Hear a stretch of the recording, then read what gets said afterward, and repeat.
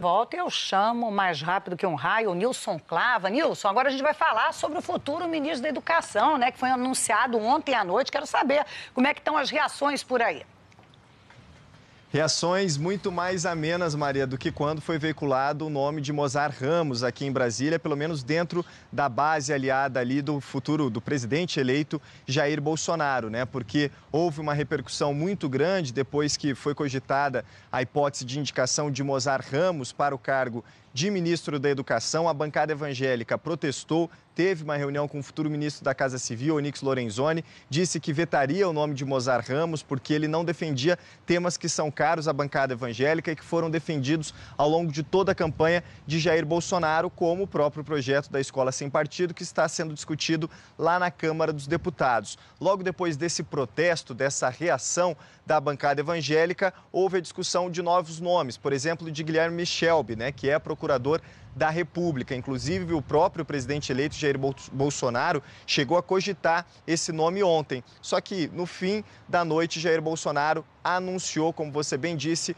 o nome de Ricardo Vélez Rodrigues, ele que é um professor e filósofo colombiano. Então, depois de terem sido cogitados esses dois nomes, o anúncio do professor e filósofo colombiano, que foi bem recebido pelos aliados, pelo menos por essas bancadas temáticas, né, que pelo jeito vão fazer parte do apoio ao governo, ao futuro governo de Jair Bolsonaro. Entre outras coisas, o professor e filósofo colombiano mantinha um blog e ali ele escreveu um pouco sobre o que ele imagina e sobre o que ele pensa diante do Ministério da Educação. Vou ler um trechinho para vocês que ele diz o seguinte, Maria, que os brasileiros se tornaram reféns de um sistema de ensino alheio à vida das pessoas e afinado com uma tentativa de impor uma doutrinação, que essa ideologia tenta ensinar questões de gênero, a dialética do nós contra eles e é destinada a desmontar os valores tradicionais da nossa sociedade, no que tange a preservação da vida, da família, da religião, da cidadania, em suma, do patriotismo. Então, esse é um texto publicado no blog, né, do futuro ministro da Educação, Ricardo Vélez Rodrigues, anunciado por Jair Bolsonaro, esse nome mais alinhado com o que pensa, por exemplo, a bancada evangélica lá na Câmara dos Deputados. Obrigadíssima mais uma vez ao Nilson Clava. Você sabe que o Nilson Clava a qualquer momento pode vir novidade, né? Parece que ele vem assim, quando tem o Nilson por perto, as novidades pululam. Otávio, eu achei interessante, né, que o futuro ministro da Educação deu uma entrevista durante aquela efervescência das manifestações de 2013 e eu vi que você destacou para a gente alguns tópicos. Ele deu uma entrevista para o Bruno Garchagen, cientista político, jornalista, com quem eu trabalhei, e era um papo ali de liberais, era um papo entre liberais para falar. Então, o que disse o futuro ministro da Educação? Perguntado sobre o que ele achava, como é que ele via as universidades públicas federais brasileiras, ele disse que o quadro era desolador, porque há um grande aparelhamento lulopetistas e de faunas de esquerda nas universidades públicas brasileiras, isso em 2013. E ele diz aí que ele é descendente de hispânico, então ele parte para a briga e que, aspas deles, a melhor forma de lutar contra os calhordas é dar chute na canela. E aí ele vem falando que por causa das posições liberais dele, ele era boicotado por parte da elite universitária brasileira, era impedido de participar de banca, etc. Citou a Unicamp como tendo barrado ele de uma banca. Ele atribui a realização do Foro de São Paulo na década de 90 ao aparelhamento das universidades federais e diz que também há um marxismo no primeiro e segundo grau com Paulo Freire. Isso em 2013, então, ele não se falava tanto naquela época, eu acho que foi anterior a essa entrevista de 2013, a Escola Sem Partido. Exatamente. Bom, e aí ele prossegue. Então, ele se define como um liberal, e ali o Bruno estava fazendo, como eu disse, um bate-papo sobre liberalismo, e aí ele conta que em 79... Aí ele diz o seguinte, que a elite militar do regime de 64, da ditadura, ela também não gostava dos liberais. Então, do liberalismo econômico, né? Do liberalismo econômico. Então, o que ele diz? Que, por exemplo, a própria cassação do Carlos Lacerda mostra isso. Perseguiram os liberais, porque eles tinham uma visão positivista. É uma visão positivista que o livre pensamento seria uma ameaça na visão dessa elite militar. O que o fez escrever ao então presidente, general Figueiredo, em 79, já que ele estava duro. Duro e querendo ficar aqui no Brasil. Pois é, né? E aí queria fazer uma tese, agora... Tese é doutorado. Eu não sei se era o mestrado ou se era o doutorado. Mas, enfim, ele escreveu pedindo uma bolsa para o João Figueiredo e disse que, olha, eu me livrei do marxismo e eu não penso como marxista e vocês precisam dar bolsas, também ajudar quem pensa assim. Ele sequer teve resposta do João Figueiredo e, segundo ele, as bolsas acabaram beneficiando os pensadores marxistas ali das universidades. Aí é citado o nome do Serra, do Fernando Henrique, mais tarde voltam e até conquistam o poder. Enfim, depois ele... Tá pior que o caderninho do Chechel, gente. Eles são organizados demais hoje. Não, tá ruim, hoje tá ruim. Mas é isso, mais ou menos hoje tá ruim. Mas eu entendi. Acho que os destaques foram dados. Os destaques foram dados. Agora, o que eu não entendi, eu tô querendo entender, e quem tiver a explicação, me traga, assim, escola sem partido, né, que é o pano de fundo dessa discussão do novo ministro da Educação. Se você é um liberal, ou seja, e eu não falo só o liberal na economia, você pode ser liberal na economia, conservador nos costumes, problema nenhum. Mas se você é aquele liberal que acha que é preciso para uma sociedade se desenvolver menos governo, menos Estado e mais sociedade, você não pode ser a favor da escola sem partido. Mais uma lei para... Por quê? Porque, vamos lá, quando surgiu essa história de escola sem partido, ela nasceu como uma proposta de discussão sobre o aparelhamento ideológico, se haveria ou não doutrinação por parte dos professores. Eu acho que isso era uma discussão que, trazida à luz, seria interessante você ter no campo das ideias. E acho que faltou, eu já fui a diversos congressos de educação, inclusive horas trabalhando, horas participando. Eu nunca vi mesas com o Escola Sem Partido. Trazer à luz essa discussão. Essa discussão ficou ali à margem.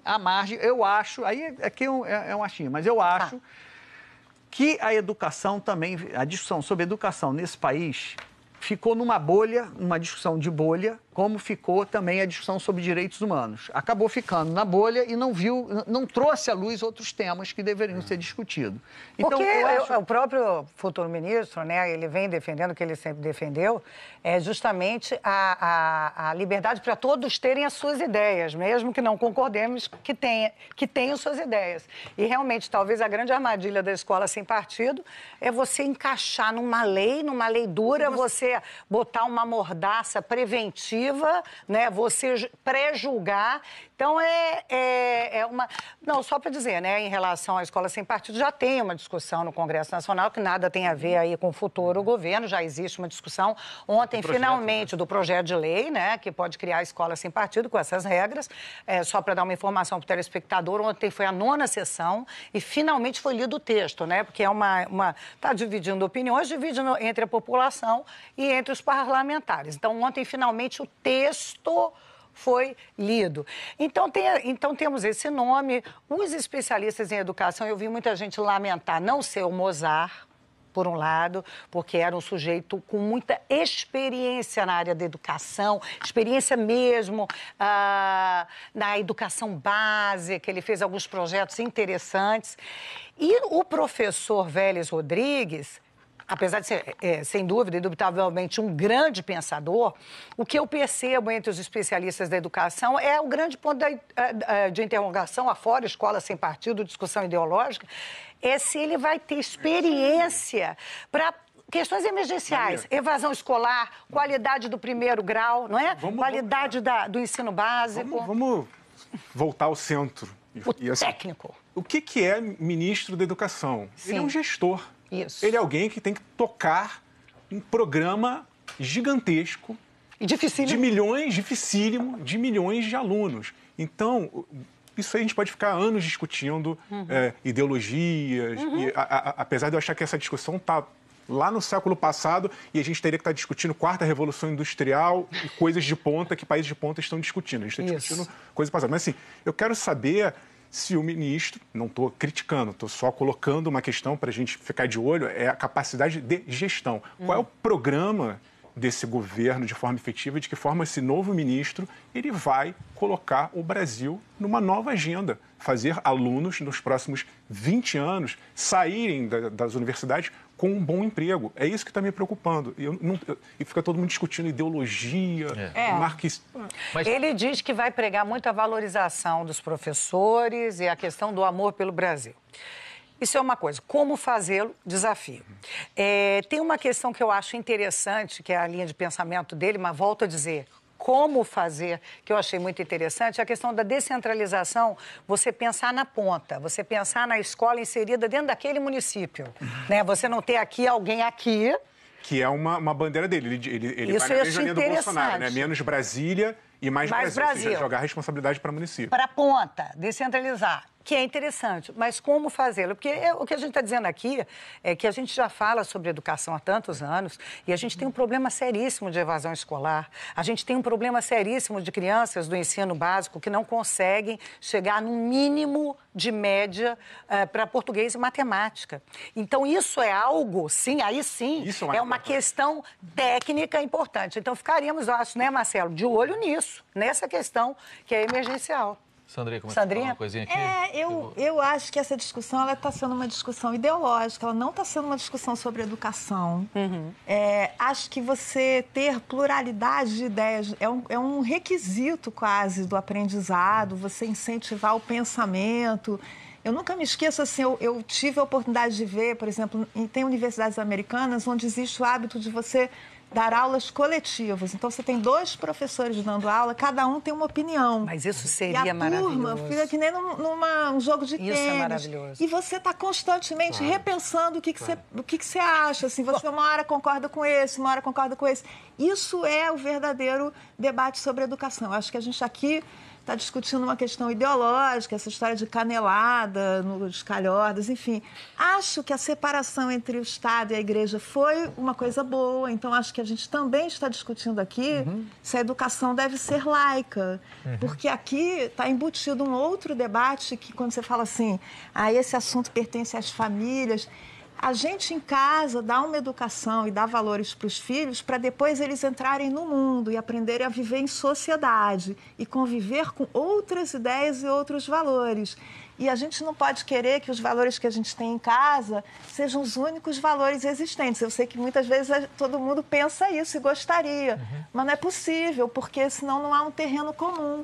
E a educação, ela promove essa possibilidade de um terreno comum. Amplia, é o papel da escola. É o papel da escola é você confirmar as crenças da família ou ampliar o repertório do aluno. É uma discussão. É uma discussão. Exato. Mas que a história da separação Estado e Igreja, eu acho que é fundamental, é uma conquista de sociedades modernas e acho que tem que ser incentivada. Daí uma certa... sabe quando você fica assim, torcendo para estar errado? Eu torço para que a minha reação ao ler o texto do blog do futuro ministro... uma reação de certo espanto, alguma preocupação, esteja absolutamente errada e que ele tenha as melhores intenções possíveis, porque a gente está precisando de gente de qualidade cuidando de educação no país. Então, algumas questões que me chamaram a atenção no texto do blog, um texto publicado em 7 de novembro, quando ele já dizia, naquela época, ter sido convidado, né?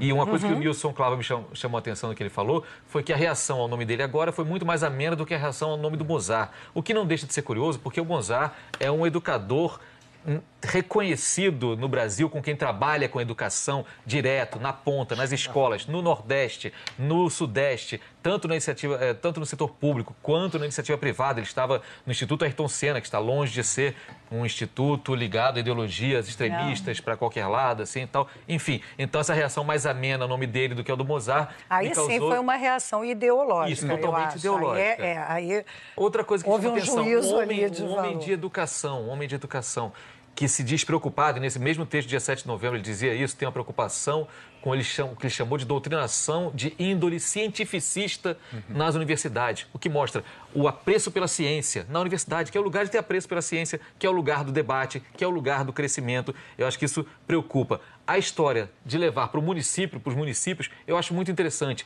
tentando desbastar toda essa carga ideológica do texto, os municípios serem valorizados ali, eu acho muito bom. E se a escola pública no município for valorizada, mas com essa amplidão do debate, do contraditório, eu acho muito bom. E, finalmente, declarações dele dizendo que o golpe militar de 64 deve ser exaltado, assim como do futuro presidente também Bolsonaro, nesse mesmo sentido, eu acho que preocupa qualquer pessoa que preze a democracia. Acho que nenhum golpe militar deve ser exaltado, muito antes, pelo contrário. Mas vamos aguardar para ver as ações e não apenas o que ele escreveu e está lá no blog dele. Só um minutinho, já vamos continuar. Nilson tem outras informações. Estão pedindo para eu chamar o Nilson aqui. Por favor, Nilson. Olha, Maria, porque o futuro ministro da Educação acabou de divulgar uma carta, né, para falar um pouco dessa indicação que foi feita e oficializada ontem pelo presidente eleito Jair Bolsonaro. Eu vou ler alguns trechos dessa carta porque vão justamente ao encontro daquilo que ele já vinha publicando no blog e que a gente já falou e vem falando, discutindo aqui no Estúdio I. Ele começa a carta lembrando que Jair Bolsonaro teve o apoio da ampla maioria, lembrando do sentimento da sociedade que, segundo ele, estava cansada da República dos Favores, cita inclusive as manifestações de 2013, diz que está honrado em receber a oportunidade de assumir o Ministério da Educação e fez críticas também às gestões anteriores junto ao MEC. Disse o seguinte aqui: a instrumentação ideológica da educação em áreas de um socialismo vácuo terminou polarizando o debate ao longo dos últimos anos. E a partir desse ponto do texto, depois dessa contextualização, dessa crítica às gestões anteriores, ele fala um pouco do que pretende implantar no Ministério da Educação e diz o seguinte, vou ler mais um trecho aqui para vocês.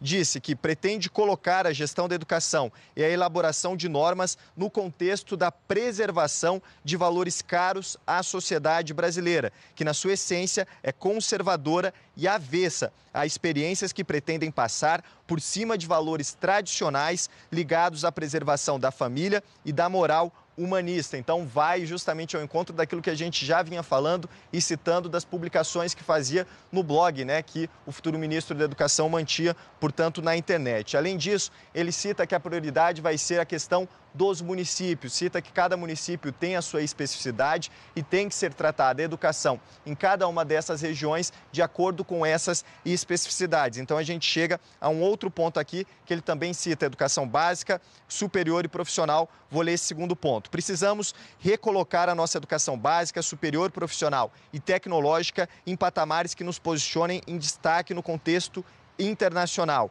Assistimos a uma desvalorização da figura dos professores, notadamente no ensino fundamental e médio. Ora, essa situação negativa deve ser revertida mediante uma política educacional que olhe para as pessoas, citando a desvalorização dos professores e, por fim, essa questão dos municípios, que é que eu vou ler agora. Ele diz o seguinte, que é o município que deve ser o foco da organização da nossa legislação educacional, olhando para as diferenças regionais e levando em consideração os interesses dos cidadãos onde eles residem. E ele fecha o texto citando aquele que foi o mote de Jair Bolsonaro ao longo de toda a campanha, menos Brasília e mais Brasil. Portanto, essa carta do futuro ministro da Educação, Ricardo Vélez Rodrigues, acaba de ser divulgada. Ele agradecendo a indicação, dizendo que está honrado, citando ali a necessidade de superação dessa desvalorização dos professores, a necessidade de respeito às especificidades municipais para a aplicação da educação e lembrando mais uma vez aquilo que a gente já tinha e vinha falando aqui do posicionamento dele dos blogs, a defesa dos costumes conservadores. Maria. Agradeço muito aí o Nilson, que trouxe primeira mão, a primeira manifestação oficial do futuro ministro da Educação. Voltemos da discussão, o Otávio ia falar alguma coisa. Já até mudou, já foi até atropelado. Atropelado pelo fato. Atropelado pelos essa questão fatos. da municipalização... O que isso quer dizer na prática? O que isso quer dizer na prática? Vamos mostrar aqui. Ele compara com o Estado Novo de Getúlio Vargas, que com a política estatizante de Getúlio Vargas pensou as instituições republicanas, incluídas nela a educação, no contexto de uma proposta formulada de cima para baixo. Ou seja, na época não era Brasília, era Rio de Janeiro, mas o governo federal pensa e cumpra-se. É o cumpra-se de Brasília. O que ele está dizendo é exatamente mudar esta lógica. Ou seja, o município, que é onde o aluno mora, onde o aluno estuda, onde ele vive, que formularia esta política de educação. Esta política, sim. E de acordo com suas realidades. E aí, qual o papel do Estado? Eu perdi aqui, mas o papel do Estado e da Federação era as instâncias federais e estaduais entrariam simplesmente como variáveis aos municípios que carecessem de recursos. Como coadunadoras das políticas que efetivavam. De baixo para cima, revelariam parará. Mas Ou seja, diminui a gestão, né? E não é ao currículo. É gestão ao currículo, né? Gestão. Acho que é gestão. É descentralização e liberdade. Você coloca ali descentralizado para você dar mais autonomia para aqueles secretários de educação que não vêm daquela realidade. Liberal. Aí é que eu me bato. Isso é um pensamento liberal. Sim. Né?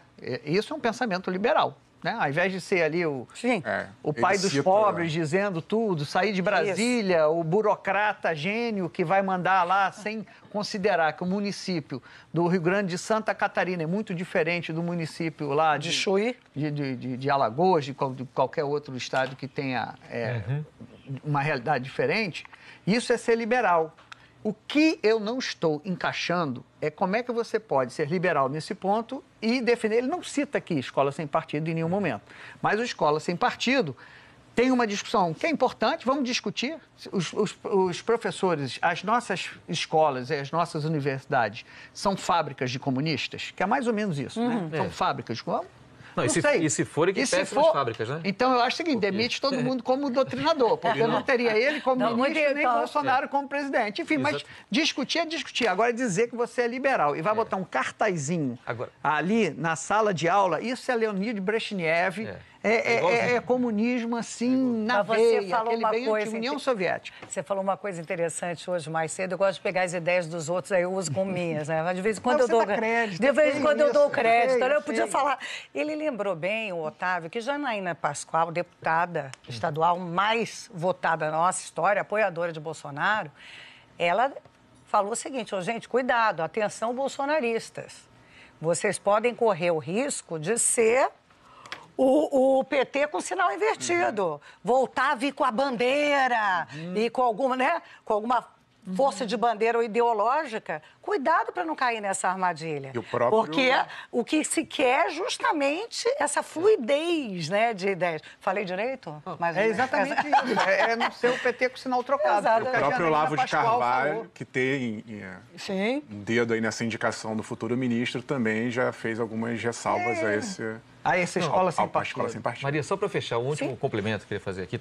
Essa história também de pintar esse quadro de uma doutrinação total absoluta nas escolas e universidades brasileiras, eu acho que ela está longe da realidade. Eu acho que isso não existe, simplesmente. Isso é uma criação. Isso é uma criação de um grupo muito radicalizado dentro da direita brasileira, porque eu acho que isso não existe. Porque se houvesse essa doutrinação, entre outras coisas, você acha que hoje a gente seria ainda o país campeão de assassinatos de integrantes da comunidade LGBT? A gente seria esse país machista que a gente é ainda se todo mundo fosse doutrinado nessa questão? A prova disso é que talvez o presidente não teria sido eleito, mas eu só discordo, Marcelo, acho que nem de um lado nem do outro. Eu acho que não existe, mas acho que é exagerado. O que eu acho que a gente pode fazer aqui é pegar dois grandes especialistas da área de educação um dia, um que tenha essa opinião, outro com a diferente, e nós tirarmos essas dúvidas. Exatamente. Isso aí eu acho que será o melhor que a gente pode fazer nesse sentido. Assim, por exemplo, na universidade, o que é? Universidade é uma coisa. Outra coisa, por exemplo, diretório dos estudantes. Outra coisa é sindicato de professores. Diretório e sindicato, eles sim são aparelhados por partidos políticos. Na época que eu estudava, tinha representante do diretório que fazia questão de perder o ano para continuar como universitário e continuar fazendo política lá. Mas isso aí, então, isso é uma questão de você ter voto, disputar outra voto. coisa. Isso agora, é a formação política do cara. Você tem no diretório, vão disputar ali forças mais à esquerda, forças mais à direita, forças mais à outra. Sempre uma força que ganha. Pelo menos que ganha. Sempre uma força, vai uma força. Existia esse debate. Você tem juventude do PSDB participando do movimento estudantil, você tem juventudes mais à direita, mas tudo isso faz parte do negócio. Agora, o que não dá é para traçar esse quadro, eu acho, tão dramático, como se houvesse fazer essa tábula rasa. E uma última coisa que eu acho importante a gente mencionar é demonização. O futuro ministro fala da demonização dele, como que ele viu assim, uma certa demonização de ser proibido de aparecer e tal. E ele está também nos pronunciamentos dele e de quem o apoia também, está havendo uma grande demonização de um brasileiro que eu acho muito importante, chamado Paulo Freire. Paulo Freire é dos caras mais respeitados que esse país já produziu, dos intelectuais mais respeitados que o Brasil produziu. O cara conseguiu 35 títulos de doutor honoris causa, universidades da Europa, dos Estados Unidos, que estão longe de ser instituições comunistas ou comunizantes. É um pedagogo respeitadíssimo no Brasil. Eu acho que essa demonização desse personagem tão importante na história brasileira equivaleria a você dizer também que é proibido discutir qualquer teoria liberal, mais conservadora nas universidades. Paulo Freire não é isso, é um educador que merece ter a obra dele respeitada. Ganhou também um prêmio da Unesco, da ONU, por Educação pela Paz, e é o patrono da educação brasileira. Então, acho que esse desagravo é importante, porque às vezes a comunidade acadêmica fica meio sem jeito. Eu acho que não. Acho que tem que ter orgulho. Você pode criticar, inclusive, o método, você pode rever o método do Paulo Freire, você pode tudo. Agora, daí a dizer que isso tem ali por trás uma maquinação esquisita e absolutamente enviesada, eu acho um pouco pesar a mão. Eu também acho que é pegar uma discussão que é necessária, que é proteger a pluralidade de ideias e tomar cuidado para não demonizar também o professor. Já é tão difícil ser professor no Brasil, já é uma figura que sofre tanto, que trabalha quase sempre em condições difíceis. O professor tinha que ser valorizado. Agora, você ter um cartaz na porta da sala dizendo as regras que o professor tem que obedecer, você encorajar alunos a gravar e denunciar professores, você está fragilizando a figura do professor. O papo está ótimo, eu preciso seguir, porque senão a gente não dá as outras notícias, mas eu sei que o papo está bom, então eu vou convidar você a dar a sua opinião.